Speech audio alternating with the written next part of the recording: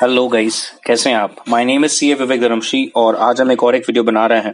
और ये जो वीडियो है ये है AS5 का पार्ट 2।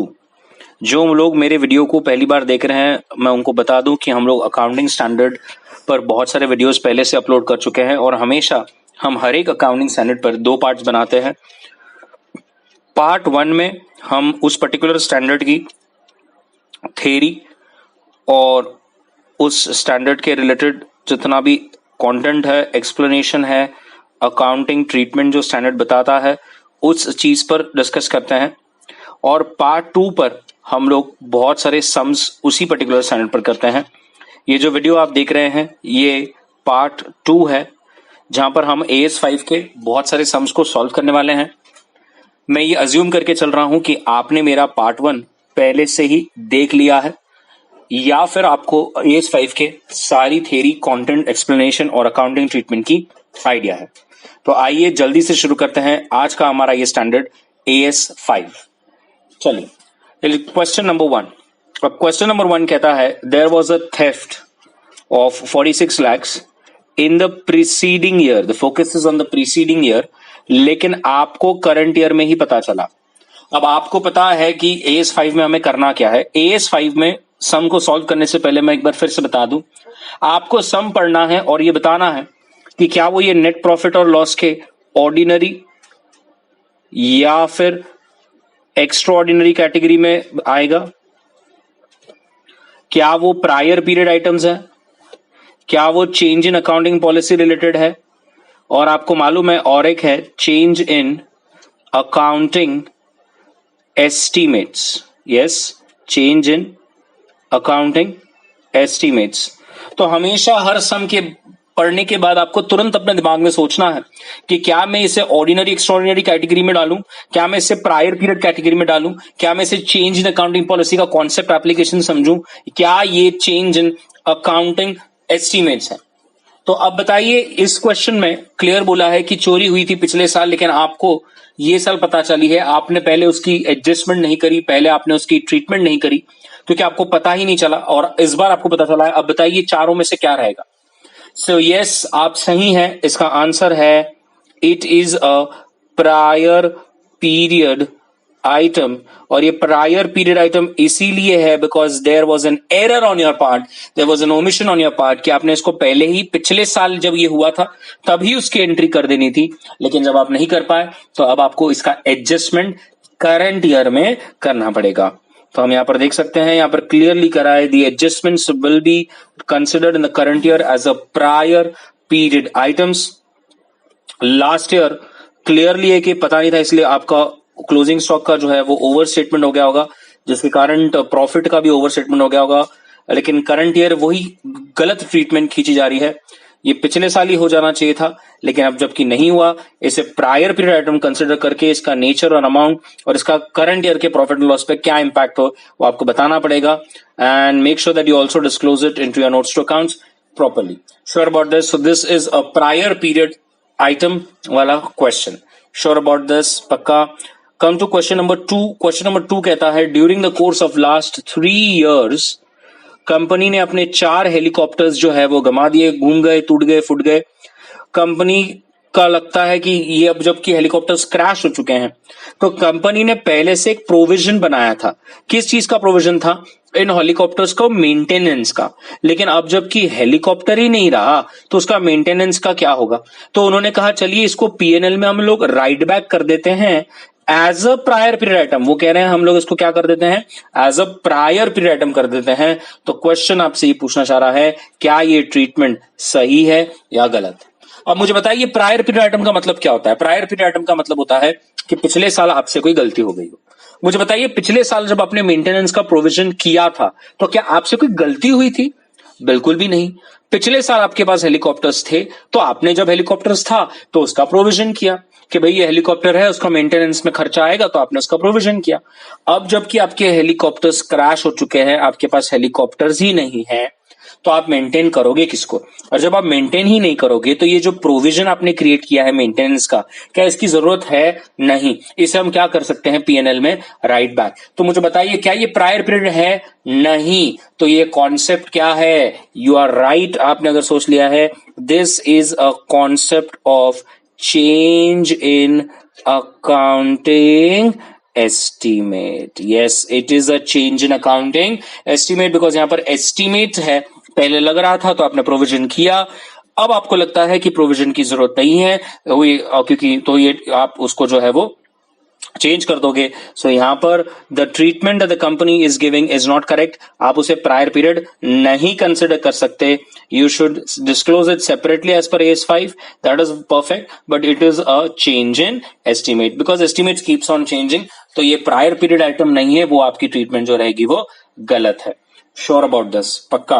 बस सेपरेटली डिस्क्लोज कर दीजिए जिससे आपके स्टेक होल्डर्स को पता चले कि इस साल अचानक से प्रॉफिट क्यों इतना ज्यादा बढ़ गया, क्योंकि जो प्रोविजन आपने पहले क्रिएट कर लिया था उसकी अब जरूरत नहीं है। Sure about this? पक्का? अब मैं थर्ड क्वेश्चन पर जाता हूं। थर्ड क्वेश्चन क्या कह रहा है? थर्ड क्वेश्चन कहता है कि आपकी स्टॉक शीट्स में एक ही आइटम 2 बार आ गया था, वो 20,000 का था। क्वेश्चन कहता है ये एक एरर हो चुका था, अब बताइए हम इससे क्या करें? अब बताइए, क्वेश्चन चीख चीख कर खुद ही कह रहा है। कौन सी है ये? Yes, you are right, it is a prior period item. Question खुद कह रहा है कि हमसे पिछले साल गलती हो गई थी, एक ही आइटम 2 बार कंसिडर कर लिया गया। तो आप यहां पे देख सकते हैं एज पर AS5 इसे प्रायर पीरियड बोलकर सेपरेटली डिस्क्लोज किया जाए, जबकि ये 2 बार आ गया था, आपका प्रॉफिट ओवर स्टेटेड हो गया होगा। अब आपको वही चीज आपके ओपनिंग स्टॉक में दिक्कत दे रही होगी करंट ईयर में, तो उसे प्रायर पीरियड आइटम बोलकर आप इफेक्ट दे दीजिए और अपनी एंट्री को रेक्टिफाई कर लीजिए। आप यहां पे देख सकते हैं हमने एंट्री पास कर उसे रेक्टिफाई कर दिया। तो क्वेश्चन 3 पर जो एप्लीकेशन, जो कॉन्सेप्ट का एप्लीकेशन है वो है prior period item. Sure about this? पक्का? चलिए नेक्स्ट क्वेश्चन। नेक्स्ट क्वेश्चन कह रहा है कि एक कंपनी है जिसका 25 लाख का इन्वेंट्री है, अब वो ऑब्सोल्यूट हो गया, मतलब कोई काम का नहीं रहा, उसकी वैल्यू 0 है। In the subsequent years it was determined कि वो 50% यूजेबल है और द बोर्ड ऑफ डायरेक्टर्स कह रहे हैं कि हम उसे प्रायर पीरियड की तरह एडजस्ट करेंगे। अब मुझे बताइए क्या यहां पर क्या बोर्ड ऑफ डायरेक्टर्स से कोई गलती हो गई थी क्या? ऑब्वियसली जब वो ऑब्सोल्यूट था तो उन्होंने उसकी वैल्यू को 0 कर दिया था। अब आज जब वो उसको लग रहा है कि हम इसको यूज कर सकते हैं और उसकी उतनी तो वैल्यू है कि 50% उसकी जो वैल्यू है उतनी उसकी वैल्यू है, तो क्या हम उसे प्रायर पीरियड आइटम बोलकर एडजस्ट करेंगे? बिल्कुल भी नहीं। तो आपने सही सोचा, यहां पर कॉन्सेप्ट है चेंज इन अकाउंटिंग एस्टीमेट। यहां पर एस्टीमेट्स बदल रहे हैं। जब बोर्ड ऑफ डायरेक्टर्स को लगा कि ये इन्वेंट्री एब्सोल्यूट हो चुकी है तो उन्होंने उसकी वैल्यू 0 करी। आज ये करंट ईयर में जब उन्हें लगता है कि इसकी वैल्यू एटलीस्ट 50% है तो वो उसे 50% तक ला सकते हैं। तो यहां पर जो कॉन्सेप्ट लागू होता है वो है चेंज इन एस्टीमेट का। Sure about this? पक्का? आप चाहें तो आप सोल्यूशन भी देख सकते हैं। तो सोल्यूशन में क्या कहा गया है?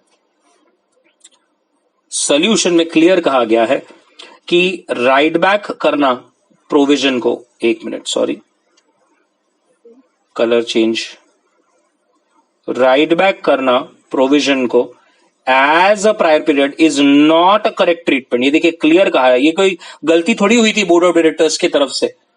वो तो उन्हें लग रहा था कि इन्वेंट्री की वैल्यू 0 है तो उन्होंने ऑब्वियसली उसको 0 किया। अब जबकि वैल्यू बढ़ के दिख रही है तो ऑब्वियसली आप उसको बढ़ाएंगे। तो ये जो रिविजन है आप देख सकते हैं, it is N estimate which is not coming under the definition of prior period और एक्स्ट्राऑर्डिनरी आइटम। सो ये एक चेंज इन एस्टीमेट का कॉन्सेप्ट है और उसे आप चेंज इन एस्टीमेट की तरह ही अपने जो एंट्री है अपनी बुक्स ऑफ अकाउंट है उसमें उसको एडजस्ट करेंगे। श्योर? सो बिल्कुल भी नहीं गलत ट्रीटमेंट है कंपनी का उसे प्रायर पीरियड एडजस्टमेंट बोलकर ट्रीट करना। It is a concept of change in accounting estimate. Sure about this? I hope मेरे स्टूडेंट्स जिनके पास ये बुक है आपके साथ तो वो क्वेश्चन है, आंसर है, आप चाहें तो उसको आराम से पढ़ सकते हैं। जो मेरे स्टूडेंट्स नहीं है जिनके पास ये बुकलेट नहीं है उस वीडियो को वो पॉज कर सकते हैं और जो है अच्छी तरह से पूरे सोल्यूशन को अगर वो पढ़ना चाहें, कहीं लिखना चाहें शॉर्ट में कि इसका आंसर ऐसा क्यों, तो वो भी आप कर सकते हैं। तो ये आपका चेंज इन अकाउंटिंग एस्टीमेट का एप्लीकेशन है। Sure about this? Come to next question. Question number 5 क्या कहता है? क्वेश्चन नंबर 5 कह रहा है, अगेन ये रिपीट क्वेश्चन लग रहा है कि 50,000 का आपका क्लोजिंग स्टॉक था और वो डैमेज हो गया था फायर में। ऑन 31 मार्च आपको लगा कि उसकी वैल्यू अब 12,000 तो है, तो आपने रिवाइज एस्टिमेट किया अमाउंटिंग टू 4,000, जो ये 50,000 के अंदर है। क्वेश्चन से इतना ही जानना चाहता है कि आपकी क्लोजिंग स्टॉक जो है वैल्यू वो कितनी रहेगी। अब मुझे बताइए अगेन ये क्वेश्चन कौन सी चीज का एप्लीकेशन है? So you are right, it is a change in accounting estimate. Yes, again यहाँ पर इन्वेंट्री के एस्टीमेट्स बदल रहे हैं और आप देख सकते हैं कि क्वेश्चन में यहाँ पर क्लियर बोला गया था कि इन्वेंट्री की वैल्यू अब सिर्फ और सिर्फ 4,000 है, जो 50,000 के अंदर है। तो यहाँ पर आप सोल्यूशन में देख सकते हैं, इंक्लूडिंग 50,000 लेस डैमेज गुड्स की 4,000, सो जो एक्सक्लूडिंग डैमेज गुड्स है उसकी वैल्यू होगी 46,000। Sure about this? It is a concept of change in accounting estimate. It is neither a prior period item nor an extraordinary item. It is just a change in estimate that you have done, जो इसका treatment आपको सही से इसमें देना है। Sure about this? पक्का? Everybody come to question number 6. अब क्वेश्चन नंबर 6 क्या कह रहा है? क्वेश्चन नंबर 6 कह रहा है कि वर्कर के साथ आपने एक एग्रीमेंट किया था और अब आपको रेट्रोस्पेक्टिव वेजेस देने आ रहे हैं कुछ अरियर्स में। सो 2008-9 का 10 लाख है, 9-10 का 12 लाख है, 10-11 का 12 लाख है। तो पूरा अमाउंट जो है वो सितंबर में पेएबल है। अब आपका अकाउंटेंट कह रहा है कि पूरे के पूरे 22 लाख को हम लोग प्रायर पीरियड बोलकर एडजस्ट कर दें। अब मुझे बताइए क्या ये सही होगा प्रायर पीरियड बोलना? बिल्कुल भी नहीं। क्या हमसे पिछले टाइम कोई गलती हो गई थी? क्या हमने क्या गलती से कुछ अलग एंट्री पास कर दी थी वेजिस के? कोई एरर हुआ था, कोई ओमिशन हुआ था? बिल्कुल भी नहीं। तो फिर क्या कंसिडर करें? तो गाइस यहां पर वो क्लियर दिख रहा है कि वर्कर के साथ रेट्रोस्पेक्टिव कोई अग्रीमेंट हुआ है कि भैया हमें रेट्रोस्पेक्टिव वेजेस बढ़ा के दो और उसका पैसा दो। अब मुझे बताइए अभी अगर प्रायर पीरियड आइटम नहीं है तो ये क्या है? तो गाइस कैन आई से it is a simple ordinary activity. Yes, worker को पे करना it is a simple ordinary activity. हाँ, जबकि अब अचानक से आपका वेजेस इस पर्टिकुलर ईयर में थोड़ा ज्यादा दिखेगा, नॉर्मली थोड़ा ज्यादा दिखेगा बिकॉज आप पिछले 3 साल का अरियर्स भी यहां पर पे कर रहे हो। तो आप अगर उसे चाहें तो सेपरेट डिस्क्लोजर पीएनएल में दे सकते हैं। So even being an ordinary activity आप उसे एक सेपरेट डिस्क्लोजर देकर बता सकते हैं, जिससे सामने वाले वर्कर को ये क्लियर सामने वाले स्टेक होल्डर को ये क्लियर पता चले कि ये साल का वेजेस इतना ज्यादा क्यों है। बट ये तो क्लियर है कि it is not a prior period item. तो अब यहां पर अब हम हमारे सोल्यूशन को देख सकते हैं, क्लियर बोल रहा है this does not include adjustments which are a prior period. तो ये तो क्लियर है कि ये प्रायर पीरियड आइटम नहीं है। अच्छा, ये जो अरियर्स है वेजेस का it will be charge to PNL only because ये तो एक ऑर्डिनरी आइटम है। और बहुत सारे लोगों को लगता है ये एक्स्ट्राऑर्डिनरी आइटम है। बिल्कुल नहीं, it is not N extraordinary item. ये हमने पहले ही बात कर ली थी। वेजेस पे करना it is a part and parcel of ordinary trade. ये हमारा डे टू डे कोर्स है। लेकिन जबकि ये बहुत इंपॉर्टेंट है, बहुत रेलेवेंट है, हाँ आप इसका डिस्क्लोजर जो है वो सेपरेटली दे सकते हो पीएनएल में, जिससे शेयर होल्डर को पता चले कि इतना सारा वेजेस एक ही साल में अचानक से पे करने का क्यों आ गया। Sure about this? पक्का? Everybody come to question number 7 please. Now in question number 7 it is clearly stated that you have made a provision of 11% on the ongoing project. The actual loss in the subsequent year was 12 years. तो management ने क्या बोला कि ये जो पहले हमने 11% किया लेकिन जबकि 12% है, तो ये जो डिफरेंस है इसे हम पिछले साल में ही एडजस्ट कर दें एज अ प्रायर पीरियड। अब मुझे बताइए इतनी मूर्खता वाली बात कौन कर सकता है भाई? मुझे बताइए क्या ये कोई प्रायर पीरियड वाला एडजस्टमेंट है क्या? नहीं। क्या है ये? वेरी गुड, मुझे अच्छा लग रहा है। मेरे को ऐसा लग रहा है कि आप क्वेश्चन पढ़ते ही तुरंत बोल देते हो कि ये क्या एप्लीकेशन है। So yes, it is a change in accounting estimate. भैया पहले जब हमें लगा तो हमने 11% की प्रोविजन की। और मुझे बताइए एस्टीमेट्स के तो नेचर में ही है बदलाव, एस्टीमेट्स का काम ही है बदलना। और जबकि अब 11 से 12% हो गया है, it is not a prior period item कि आपसे कोई गलती हो गई थी। So please adjusting the difference in the previous year is not correct. It should be adjusted in the current period only, and it is nothing but a change in accounting estimate. ये change in accounting estimate है, इसे current year में ही बताना पड़ेगा. Sure about this? पक्का everybody? क्या यहां तक ये पूरा आपको क्लियर हो गया अच्छी तरह से? अब हम क्वेश्चन नंबर 8 पे आ जाएंगे. क्वेश्चन नंबर 8 क्या कहता है? क्वेश्चन नंबर 8 आपको कहता है कि overseas oil corporations well were damage in a war in November. Claim was preferred with insurance company for a total loss. Pending settlement by the insurance company, neither any provision nor any disclosure has been made. तो अब हमें क्या करना चाहिए? अब मेरे को बताइए ये चीज क्या होगी, क्या लगता है आपको? So the correct answer, yes, it is an extraordinary item. Yes, it is an extraordinary item. तो यहां पर आप क्लियरली देख सकते हैं, in the given case the oil wells have been damaged और उसका इंश्योरेंस वगैरह भी पता नहीं कुछ, तो the resultant loss आपको प्रोविजन करना पड़ेगा. और एज पर AS5 जबकि ये एक वन टाइम है, ये वॉर के कारण हो रहा है, इसे हमें एक्स्ट्राऑर्डिनरी आइटम बोलकर बताना पड़ेगा. Sure about this? पक्का एवरीबॉडी क्लियर है? बढ़ जाऊं आगे, चलिए. Question number 9. अब क्वेश्चन नंबर 9 कहता है, एक हमारे पास वेकेंट लैंड थी जिसको हमें फ्यूचर में कोई भी यूज करने का इंटेंशन नहीं था, तो बोर्ड ऑफ डायरेक्टर्स ने उसे बेच दिया. बेचकर हमें 5 लाख का, यहां पर आप देख सकते हैं, प्रॉफिट हुआ है.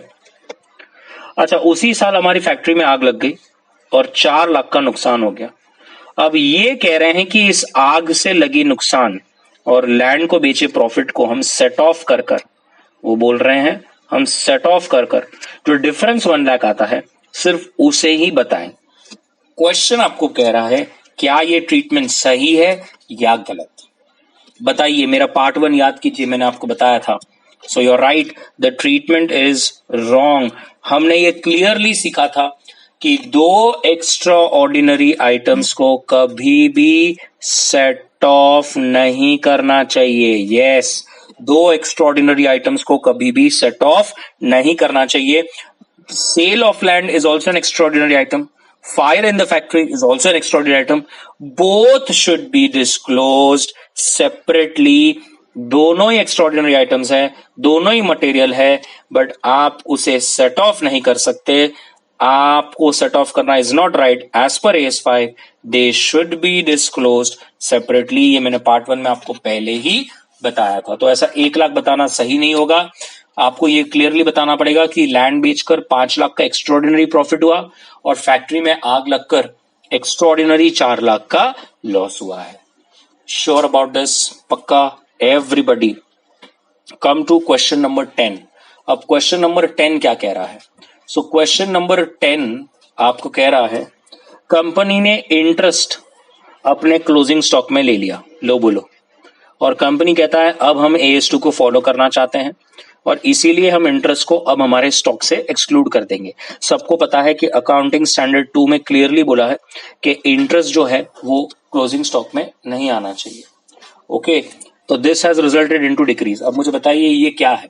So it is very good, you are right. It is a first time अब ये क्वेश्चन आ रहा है. It is a change in accounting policy. Yes, because now that the company wants to comply with AS2 और AS2 clearly कहता है कि stock में इंटरेस्ट को कंसिडर नहीं करना चाहिए. This is a concept application of change in accounting policy. हमारे 10 क्वेश्चन हो गए. हमने प्रायर पीरियड आइटम्स फेस किया, change in accounting estimates face किया, बट ये पहला क्वेश्चन है जहां पर हमने चेंज इन अकाउंटिंग एस्टिमेट आया है. So you are complying with the ICAI का standard and therefore disclosure of AS as per 5 is required. You should show the impact on the profit, but यहां पर it is neither change in accounting estimate, neither prior period item, it is a change in accounting policy. I hope आप हर question के left hand side में उसको जो particular application है उसको लिखते जा रहे हो, जिससे रिवाइज करने में आपको फटाफट से आसानी हो कि इस क्वेश्चन में कौन सी चीज की एप्लीकेशन है. Sure about this? चलिए, इसके बाद हमारे 10 क्वेश्चन यहां पर होते हैं. बढ़ते हैं अगले क्वेश्चन की तरफ. चलिए, अब question number 11. So question number 11 क्या कह रहा है? क्वेश्चन नंबर 11 कह रहा है कि there is a company which is Rainbow Limited and they have created a provision of 2% और few weeks later उन्हें लगता है कि अब ये डेटर्स शायद और भी ज्यादा पैसे नहीं देगा और फिर उन्होंने सोचा कि हम जो कमिंग ईयर है उसमें 10% प्रोविजन जो है वो बढ़ा दें। सो 2% से आपने 10% प्रोविजन बढ़ा दिया। तो क्वेश्चन कह रहा है बताइए क्या इसे हम एक तो एक्स्ट्रॉर्डिनरी या प्रायर पीरियड आइटम ट्रीट कर सकते हैं, हाँ या ना? अब आप बताइए क्या हम इसे एक्स्ट्रॉर्डिनरी या प्रायर पीरियड आइटम कर सकते हैं? सोच के बताइए क्या एप्लीकेशन है इसमें। So yes, you are right, it is neither extraordinary, it is neither prior period, it is a change again in accounting estimate. Yes, because आपको पहले ऐसा लगता था कि 2% लोग आपके पैसे डुबा देंगे और अब आपको अपना एस्टीमेट को चेंज करना है बिकॉज सीइंग द डेवलपमेंट्स आपको लगता है कि 10% लोग आपका पैसा डुबा देंगे। सो it is neither extraordinary nor prior period. हमसे कोई गलती नहीं हुई थी, उल्टा हमको अब नए सर्कमस्टांसेस और एक्सपीरियंस लिखकर लग रहा है कि हमारे और भी ज्यादा पैसे डूबेंगे, इसलिए हमने हमारे एस्टीमेट को चेंज कर दिया। सो रूल कहता है it is not an extraordinary item और a prior period, it is just an accounting estimate and therefore it should be properly quantified and disclosed. Sure about this? Clear? बढ़ जाऊं आगे। Question number 12 क्या कहता है? Question number 12 कहता है कि there is some delayed charges of clearing over and above the price because आपने कॉटन की डिलीवरी जो है वो लेट उठाई है। तो रूल कहता है कि तब जब तक ये 1994-1995 की बात है, कंपनी रेगुलरली इन खर्चों को अपनी इन्वेंट्री में ऐड करता था, being in the nature of interest. But अब कंपनी ने डिसाइड किया है कि फॉर क्लोजिंग स्टॉक वैल्यूएशन हम इसे एक्सक्लूड कर देंगे because they want to comply with the accounting standard 2। So again आप देख सकते हैं इट्स अ रिपीट क्वेश्चन और आपको मालूम होगा ये क्या है। So you are right, it is an application of change in accounting policy. Yes, यहाँ पर अकाउंटिंग पॉलिसी की एप्लीकेशन है बिकॉज अब कंपनी को पता चल गया है कि इंटरेस्ट जो है वो इन्वेंट्री की कॉस्ट में ऐड नहीं होना चाहिए। सो यहाँ पर आप देख सकते हैं AS5 clearly states it's a change in accounting policy. ये क्वेश्चन पूरा अकाउंटिंग पॉलिसी पे है and therefore to make sure that you comply with the standard appropriate presentation होना चाहिए and they want to comply with AS2 and therefore you should properly present your financial statement, bring it in line with what the accounting standard says and disclose it as per AS5. Sure about this? पक्का? तो आप देख सकते हैं अभी तक हर एक question की एप्लीकेशन आ गई है, एक्स्ट्रॉर्डिनरी आइटम आ गया है, प्रायर पीरियड आ गया है, चेंज इन अकाउंटिंग पॉलिसी आ गया है, चेंज इन एस्टिमेट भी आ गया है। चलिए और प्रैक्टिस करते हैं। अब क्वेश्चन यहाँ पर कहता है a loss of 2 lakhs has happened because of embezzlement of cash। कोई चोरी कर गया है और कंपनी ने क्या किया, वाह, सैलरी अकाउंट में डेबिट कर दिया। अब मुझे बताइए ये क्या सही है या गलत है? गलत है। आप इसको सैलरी में कैसे मर्ज कर सकते हो जबकि ये कैश, सैलरी नहीं, कैश की चोरी है और जबकि ये एक मटेरियल आइटम है। ऑब्वियसली स्टैंडर्ड कहता है it should be disclosed separately जिससे शेयर होल्डर को सही से इस इवेंट का पता चले कि ये क्या हुआ है। अगर आप उसको सैलरी में ऐड कर दोगे तो वो छुप जाएगा, जबकि हमारा AS5 कहता है कि ऐसी कोई आइटम को, एक्स्ट्राऑर्डिनरी आइटम को सेपरेट डिस्क्लोजर देना चाहिए। सो मेक श्योर कि आप इसको सैलरी के अकाउंट में डेबिट ना करें बल्कि सेपरेट हेड बनाकर डिस्क्लोज करें। Sure about this? Now coming to question number 12। Question number 12 क्या कहता है? So Agastya made a provision for expenses of 7 lakhs and but the actual expenses was only 9 lakhs against the provision made in the last year.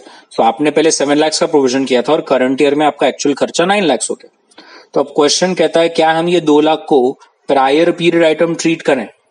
अब आपको भी समझ गया होगा, बताइए क्या है answer? You are right, it is a change in accounting estimate. Again it's a change in accounting estimate. क्या ये प्रायर पीरियड आइटम है? बिल्कुल भी नहीं। क्या हमसे गलती हुई थी पिछले साल? बिल्कुल भी नहीं। हमें पिछले साल लगा कि 7 lakhs का खर्चा होगा तो हमने 7 lakhs रिकॉर्ड किया, जबकि इस साल मालूम पड़ा कि एक्चुअल खर्चा 9 lakhs है। So it's a change in the estimate, there is no error और ओमिशन ऑन आवर पार्ट कि हम उसको प्रायर पीरियड आइटम ट्रीट करें। सो आप सोल्यूशन भी देख सकते हैं, it is just a change in estimate, it is neither an error nor an omission and therefore it does not qualify as a prior period item। इसे हमें सिर्फ और सिर्फ change in estimate की तरह ही बताना पड़ेगा। Sure about this? पक्का? Come to the next question, क्या कह रहा है?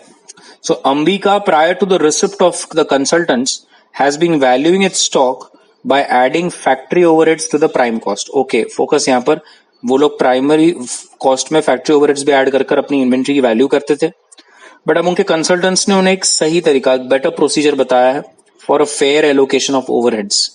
कंपनी ने इसे अडॉप्ट किया है और they are unwilling to accept that it is a change in accounting policy वाला कॉन्सेप्ट। अब आपको बताना है कि कंपनी क्या सही है।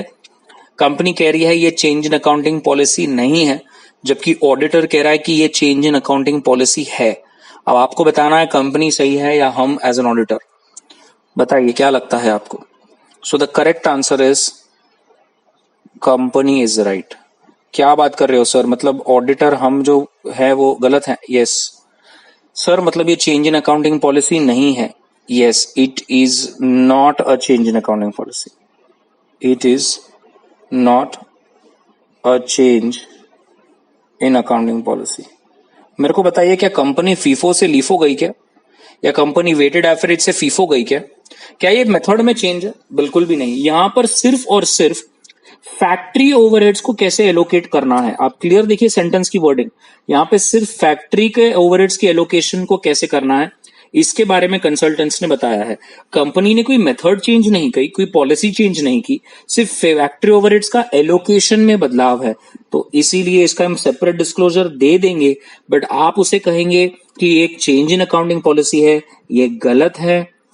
आप देख सकते हैं, the company's policy of valuing the shop by shifting to another basis as per the consultant suggestion, so this does not amount to change in accounting policy. ये कोई अकाउंटिंग पॉलिसी चेंज नहीं है। कंपनी का contention की it is not a change in accounting policy is correct. Company सही है, इसे change in accounting policy बोलकर ना बताएं। हाँ, आप चाहे तो उसे सेपरेट एक डिस्क्लोजर दे दे, जिससे यूजर को एक पता चले कि इन्वेंट्री की वैल्यू अचानक से इतनी क्यों चेंज हो गई है, बट उसे ये कहकर बताना कि ये चेंज इन अकाउंटिंग पॉलिसी है, that is wrong. Sure about this? Come to the next question, question number 16। अब क्वेश्चन नंबर 16 कहता है कि फिनिश गुड्स 10 लाख के थे और वो फ्लड्स में डैमेज हो गए। अब ये गुड्स जो थे वो क्लोजिंग स्टॉक में इंक्लूड किए गए थे at a value of 4 lakhs। Ultimately ये गुड्स 3 लाख में ही बिके। तो अब क्वेश्चन कह रहा है डिफरेंस जो है 1 लाख का, उसे मैं प्रायर पीरियड बोल के रिकॉर्ड कर दूं। अब क्वेश्चन आपको पूछ रहा है क्या ये ट्रीटमेंट सही है। अब मुझे बताइए कौन है ये पागल जो ऐसी सब बातें कर रहा है। क्या ये प्रायर पीरियड आइटम है? बिल्कुल भी नहीं। बताइए ये क्या है। You are right, it is a change in accounting estimate, क्योंकि हमने पिछले साल इस 10 लाख की वैल्यू को 4 लाख कंसिडर किया। अब वो ये साल 3 लाख में बिका, तो इसका मतलब ये थोड़ी है कि हमारे पार्ट पर 1 लाख का एरर या ओमिशन है।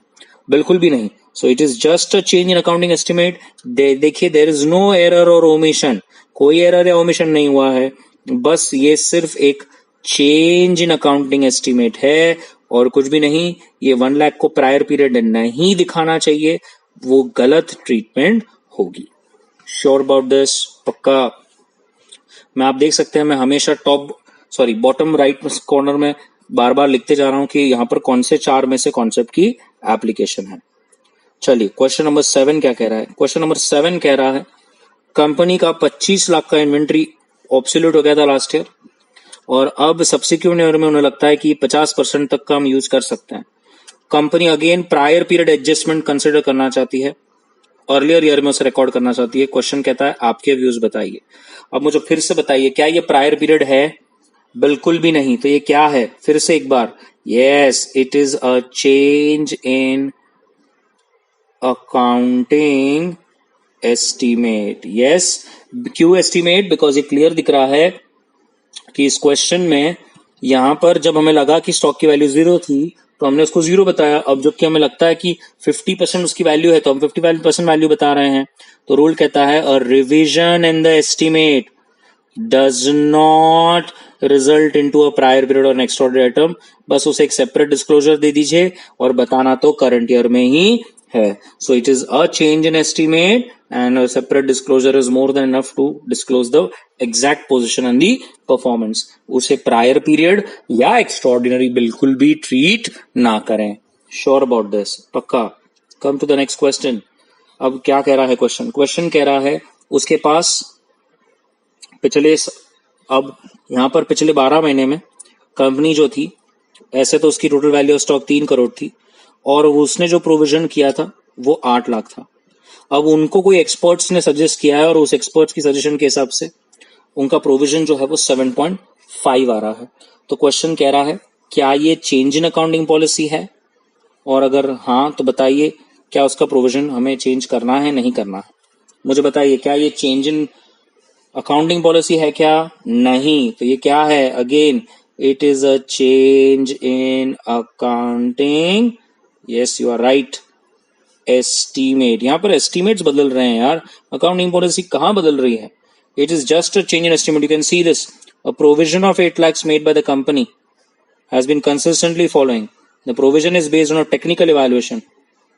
Therefore, it is just a change in accounting estimate. ये सिर्फ और सिर्फ एक अकाउंटिंग एस्टिमेट है, मटेरियल है, तो आप उसे सेपरेट डिस्क्लोजर दे सकते हैं। आपको लगता है कि मटेरियल नहीं है तो सेपरेट डिस्क्लोजर भी देने की जरूरत नहीं है, बट आपको बताना पड़ेगा कि आप उसको जो ट्रीटमेंट दोगे उसको प्रायर पीरियड जैसा या चेंज इन अकाउंटिंग पॉलिसी जैसा नहीं होगा। It will be like a change in accounting estimate. Sure about this? ये देखिए यहाँ पर क्लियर लिखा है, it is a change in estimate and not a change in accounting policy. It's clearly stated, and not a change in accounting policy. इसमें कोई accounting policy का change नहीं है, it is just a change in accounting estimate. Sure about this? Come to question number 19। क्या कहता है? So Ananya as a part of overall cost cutting measures have announced a voluntary retirement scheme to reduce its employee, and during the first half year the company paid a compensation of 72 lakhs. Company कहता है इसको salary and veg का ही part बता दें। अब मेरे को बताइए, अगर आप ये वॉलेंट्री रिटायरमेंट स्कीम के रिलेटेड जो आपने पेमेंट कर रखा है, अगर आप इसको सैलरी में ही क्लब कर देंगे तो बताइए स्टेक होल्डर्स को कितना गलत इंप्रेशन, गलत पिक्चर जाएगा कंपनी की पोजीशन और परफॉर्मेंस का। We know that voluntary retirement scheme is furtherance and an incidental activity. Yes, but आपको ये भी मालूम है कि it is equally important because it is material and therefore a separate disclosure is required. ये हमने पूरा पार्ट 1 में देखा था। and therefore आप इसको क्या कंसिडर करोगे? आपको कंसिडर करोगे as an ordinary exceptional item. Yes, इसे आप ordinary exceptional item कंसिडर करोगे। इसको आप एक्स्ट्रा ऑर्डिनरी नहीं कंसिडर कर सकते। ये एक्स्ट्रा ऑर्डिनरी नहीं है, मैंने ऊपर ही बताया, it is furtherance and incidental to our ordinary activity. So इसका एक सेपरेट डिस्क्लोजर होना चाहिए। इसे सैलरी के साथ क्लब ना करें, और कृपया कर कर ये कोई स्पेशल सर्कमस्टांसेस वाला पार्ट होता तो हम इसे एक्स्ट्रा ऑर्डिनरी कंसिडर करते, बट ऑब्वियसली ये सिचुएशन यहाँ पे हमारे एप्लीकेबल नहीं है। सो आप इसे एक सेपरेट डिस्क्लोजर दीजिए और इसको याद रखें, एक्स्ट्रा ऑर्डिनरी कंसिडर ना करें। It is an ordinary activity. हाँ, आपको लगता है कि कुछ अलग है तो आप इसको ऑर्डिनरी एक्सेप्शनल आइटम बोलकर सेपरेटली बता सकते हैं, बट इसको सैलरी में क्लब करना will not be correct. Sure about this? पक्का? Come to next question number 10। अब ये क्वेश्चन बहुत ज्यादा इंपॉर्टेंट है, थोड़ा ध्यान से देखना। स्टूपिड वाला क्वेश्चन है, बट अभी थोड़ा समझिए इसमें क्या ट्रिक है। तो यहाँ पे क्वेश्चन कह रहा है कि आश्रया ने एक ग्रुप ग्रेच्युटी पॉलिसी ली है और उन्हें बाद में एक कम्युनिकेशन आया इंश्योरेंस कंपनी से कि आपने पिछले साल 75 lakhs का प्रीमियम कम भरा है।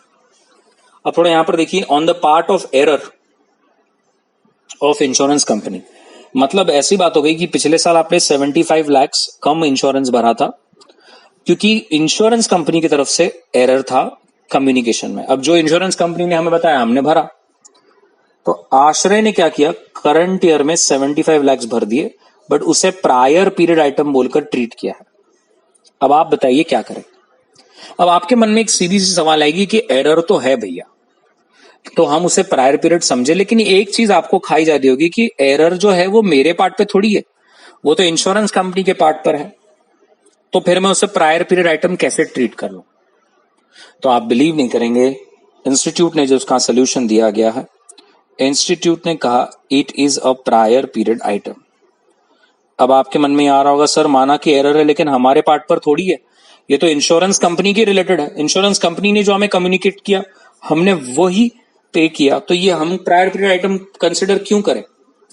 तो आप देखेंगे सॉल्यूशन में ऐसा बताया गया, माना कि इंश्योरेंस कंपनी की तरफ से एरर है, लेकिन आपका भी एज अ मैनेजमेंट कर्तव्य बनता है कि आप रिस्पॉन्सिबली फाइनेंशियल स्टेटमेंट्स को प्रिपेयर करें और अपने तरफ से भी एक ड्यू डिलिजेंस करें कि हमें सही में कितना भरने को आ रहा है। तो ये देखिए यहाँ पे क्लियर लिखा है, there was no error on the part of Ashray and the error was on the part of insurance company. But ये स्टेटमेंट जो है पता नहीं क्या इंस्टीट्यूट ने पूरा बदल दिया, but it is a management of आश्रय which is responsible for preparation of financial statements, and therefore the 75 lakhs will be treated as a prior period item and therefore the treatment should be given.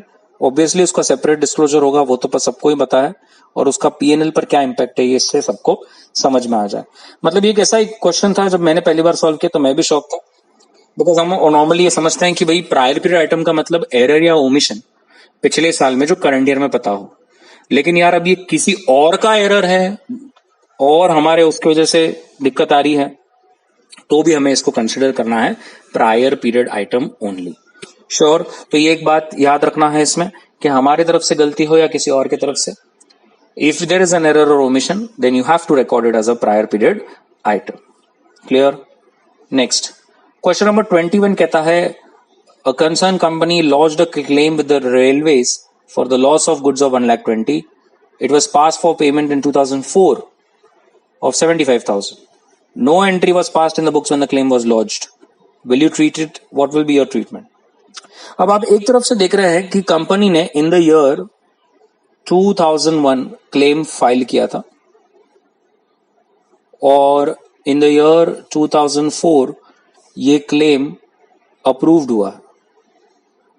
जो claim file किया था वो 1,20,000 का था और जो claim approved हुआ है वो 75,000 का हुआ है। अब क्वेश्चन आपको ये बोलना चाह रहा है कि इन द ईयर 2001 जब आपने क्लेम फाइल किया तो नो एंट्री वाज डन, कोई एंट्री ही नहीं हुई थी। तो क्वेश्चन कह रहा है अब जबकि क्लेम आया है तो आपको इसको प्रायर पीरियड करना पड़ेगा। प्रायर पीरियड क्यों? क्योंकि वो कहता है आपके तरफ से ओमिशन हुआ है, आपने 2001 में तो कोई एंट्री ही पास नहीं की, तो आपके तरफ से ओमिशन है और इसीलिए हमें इसको प्रायर पीरियड ट्रीट करना पड़ेगा। अभी गाइस ये क्वेश्चन का आंसर में there are two school of thoughts. एक कहता है कि हाँ सही है कि भैया ये प्रायर पीरियड आइटम है क्योंकि आपने जब फाइल किया तो आपने एंट्री पास करनी चाहिए थी, जिस दिन क्लेम आता हम उसे ले लेते, अपने बुक्स में एडजस्ट कर लेते, ना होता तो रिजेक्ट कर देते, राइट ऑफ कर देते, बट आपने रिकॉर्ड तो करना चाहिए था। अब जबकि आपने नहीं किया और अब अचानक से क्लेम आ गया है तो ये 75,000 जो अमाउंट आया है इसे हमें प्रायर पीरियड ट्रीट करना पड़ेगा। लेकिन एक स्कूल ऑफ थॉट देखिए, फोकस कीजिए कितना दिमाग लगा रहे हैं लोग। एक स्कूल ऑफ थॉट है हम AS9 भी फॉलो करते हैं। अब AS9 क्लियर कहता है कि जब तक आप सर्टेन ना हो कि आपको पैसे मिलेंगे या आप मेजर ना कर सको, आपने उसको रिकॉर्ड नहीं करना है।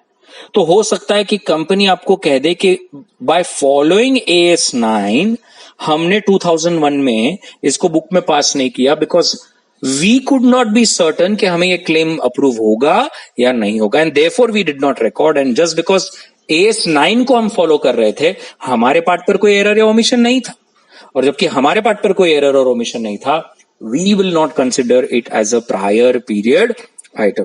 तो याद रखिए, जब अब एग्जाम में कदाचित अगर ये क्वेश्चन आ जाए तो आई वुड सजेस्ट कि आप उसको सब एंगल से लिखें और फिर कंक्लूड करें।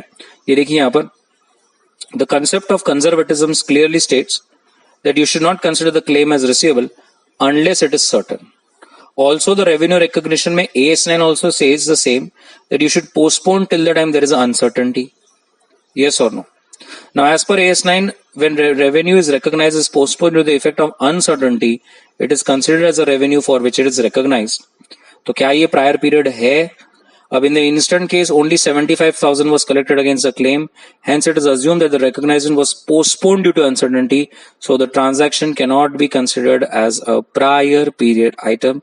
देखिए मैंने आपको वही बताया, उसको आप प्रायर पीरियड नहीं ट्रीट कर सकते बिकॉज हमें याद था रिकॉर्ड करना है, वो तो बस हम AS9 को फॉलो कर रहे थे और AS9 को फॉलो करने के लिए ही हमने उसे रिकॉर्ड नहीं किया। The other item shall be considered as income in the same year. तो याद रखिए प्रायर पीरियड आइटम नहीं है, क्योंकि हम AS9 को फॉलो कर रहे थे और AS9 को फॉलो करने के लिए ही हमने क्लेम को रिकॉर्ड नहीं किया। हम भूल नहीं गए थे, हमारे पार्ट पर कोई एरर नहीं हुआ था, हमने इंटेंशनली उसको रिकॉर्ड नहीं किया बिकॉज हम कंजर्वेटिज्म, बिकॉज हम AS9 को कंप्लाई कर रहे थे। Sure about this? तो ये क्वेश्चन स्टार कर लीजिए, बहुत अच्छा क्वेश्चन है, एग्जाम में कभी आ जाता है तो सब एंगल्स को देखकर लिखना है। क्वेश्चन नंबर 22 क्या कहता है? 3 एडजस्टमेंट्स दिए हैं, आपको बताना है फटाक से एक एक। तो पहला, payment of expense of 1,10,000 in the previous year, लेकिन आप उसको भूल गए रिकॉर्ड करना। मुझे बताइए, अब भूल गए तो ये क्या होगा? So you are right, it will be a prior period item. Second, a debtor was considered bad and full, और उसका फुल प्रोविजन किया था। In the current year however amount recover हुआ है। मुझे बताइए ये क्या होगा? You are right, it is a change in accounting estimate. And the third is, an employee retired last year from the firm and he has lodged a claim in the court of law of 7,20,000.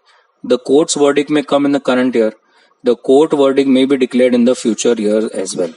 अब ये confirm नहीं है कि ये क्या होगा, तो obviously अगर लगता है कि हम हारने वाले हैं तो आपको प्रोविजन पास कर लेना है, अभी उसकी एंट्री पास कर लेना है।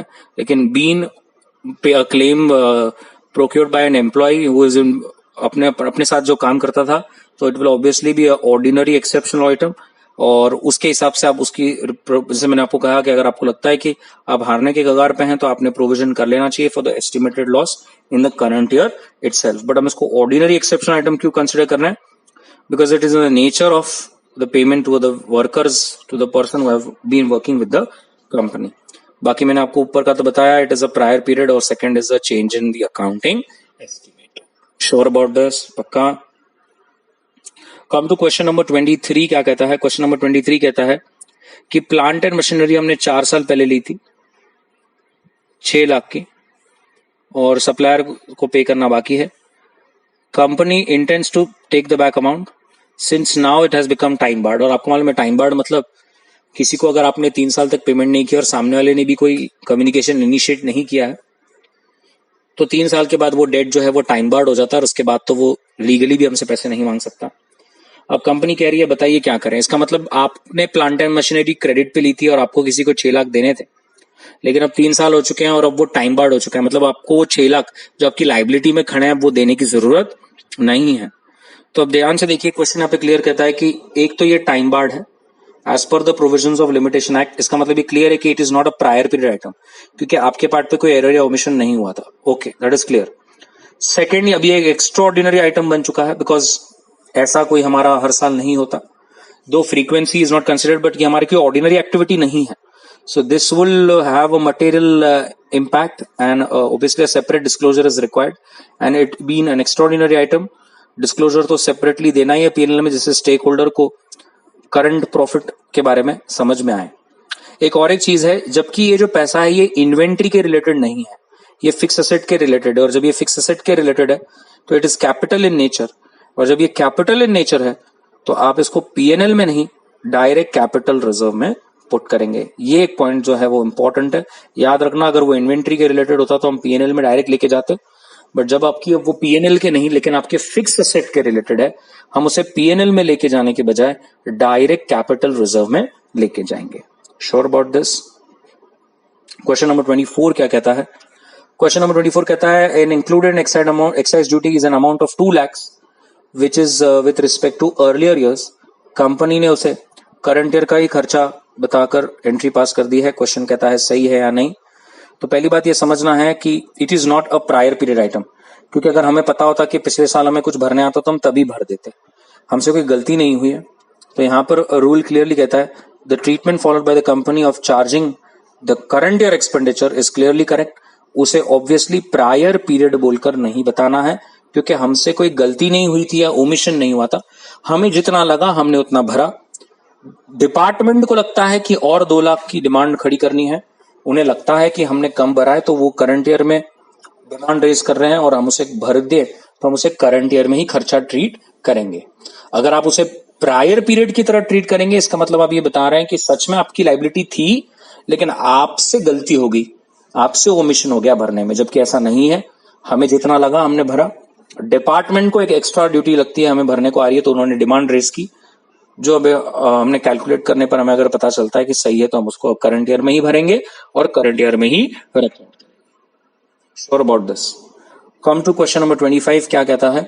3 एडजस्टमेंट्स दिए हैं। पहला, लास्ट ईयर का स्टॉक ओवर वैल्यूड हो गया था। सेकंड, इंश्योरेंस क्लेम लॉन्च किया था last year but current year में मिला है। और थर्ड, आपने इन्वेंट्री मेथड चेंज करी है फीफो से वेटेड एवरेज। तो अब ये क्लियरली दिखता है कि लास्ट ईयर आपने स्टॉक को ओवर वैल्यूड किया था, इसका मतलब आपसे एरर हो चुका है, और जब एरर होता है तो it is a prior period item. Second, insurance claims lodging करना, again it's an ordinary exception item, furtherance and incidental to our ordinary activity. और थर्ड, यहां पर तो क्लियर दिख रहा है यार, फीफो से वेटेड जा रहे हो, इसका मतलब आपने चेंज इन अकाउंटिंग पॉलिसी करी है। Sure about this? पक्का everybody? So come to question number 26। अब क्वेश्चन नंबर 26 क्या है? Question number 26 is X Limited is a regular buyer of goods. Under an agreement, 50% of the order amount is payable in advance and balance 50% is payable at the time of delivery. Now, in case the delivery is not taken within the days of intimation, buyer को 1000 rupees per day का एक तरह से penalty है, storage charges है जो भरने हैं। Now, whenever such charges are paid, वो इन्वेंट्री में ऐड की जाते थे, लेकिन करंट ईयर से अब कंपनी ने उसे इन्वेंट्री में ऐड करने के बजाय जनरल खर्चा पकड़ने का निर्णय लिया है। अब मुझे बताइए, क्वेश्चन पिछली बार 2 बार हो चुका है।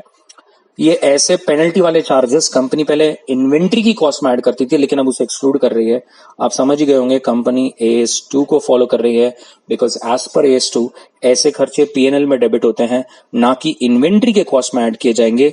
इसका मतलब ये क्लियर है कि it is a change in accounting policy. अब अकाउंटिंग पॉलिसी को फॉलो कर रहे हैं और इसीलिए आप ऐसे खर्चों को इन्वेंट्री की कॉस्ट में नहीं ले रहे हैं। तो आप यहां पर देख सकते हैं, it is a concept of change in accounting policy because now you are complying with AS2, the company should disclose the need and the financial effect in the current year. So this is an application of accounting policy. Sure about this? So हमने almost an hour में 26 questions किए and यहाँ पर हमारा session जो है वो खत्म होता है। and hope you like this video, और अगर आपको अच्छा लगा तो please subscribe to it because that is the only appreciation that we get and it motivates us to make more and more videos. Almost many videos on accounting standards have already been uploaded on our YouTube channel, so please take benefit of it. So this is AS5 for you. We'll meet you next time in the next video on a different topic. Thank you very much, and if there are any doubts, I will be more than happy to help. You can put that in the comment section. Thank you.